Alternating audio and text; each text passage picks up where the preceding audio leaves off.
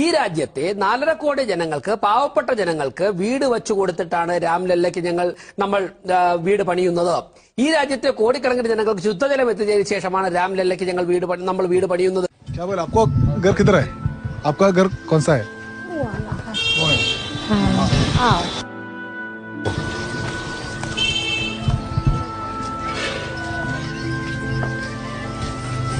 ഈ റോഡ് വികസനത്തിന് വേണ്ടി പൊളിച്ചതിന് ശേഷം വീടിന്റെ അവസ്ഥ ഇതാണ്.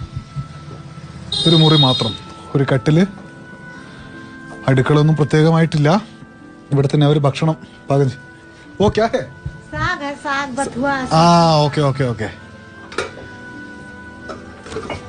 ഭക്ഷണം ഉണ്ടാക്കുന്നതും കിടന്നുറങ്ങുന്നതും സാധനങ്ങൾ സൂക്ഷിച്ചു വെക്കുന്നതും ഒക്കെ, അതായത് കിടപ്പുമുറിയും ഹാളും അടുക്കളയും ഒക്കെ ഈ ഒരൊറ്റ റൂമാണ്.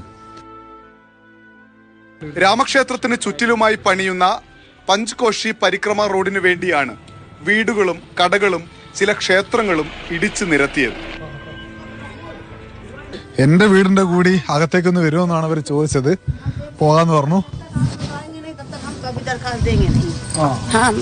डायरेक्ट हम आप लोग से बोलेंगे हैं, दरखास्त नहीं अभी दिए हैं. हम लोग को कितना परेशानी है. ये कर रहे हैं. हाँ, आप आइए. कितना आदमी है इधर?